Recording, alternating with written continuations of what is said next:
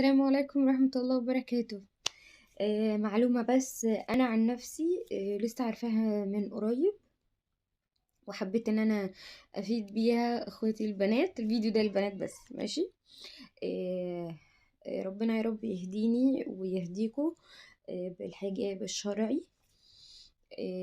على الأقل واحنا بنصلي لازم نصلي صح، اوكي؟ رجلينا ما تبانش. طبعا بنصلي بحاجة فضفاضة، حاجة واسعة، اللي هو من هنا لهنا بقى نلبس خمار، نلبس اسدال، اوكي. كف الايد بس اللي بيبان، والوجه. ما ينفعش نصلي والكم بتاعنا متشمر كده. لو حضرتك بتخرجي بقى مشمرة كده ولا كده، ولا ربنا معاكي، لا. وانتي على الاقل خلاص نويتي الصلاة وقلتي الله اكبر، يبقى ايه، تتأكدي ان الكم بتاعك عامل كده، ماشي. الكم بتاعنا كده.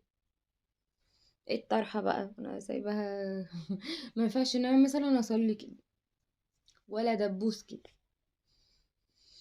الوجه بس اللي يبان. ايه بقى الوجه؟ الحتة دي كده. ده في الجهة اهو. ده وجهة. مش وجهة، ده مش وجه. دي معلومة انا لسه عارفاها اهو. تصلي بقى كده بالمنظر ده. حضرتك نويتي تصلي، تعدلي طرحتك وتعمليها كده، ماشي. انا لسه عارفه المعلومه دي من قريب، فقلت يعني ايه افيدكم بيها. ما تصلوش بالطرحه العاديه، ماشي. ربنا يتقبل منا ومنكم يا رب. اشوفكم على خير. سلام عليكم.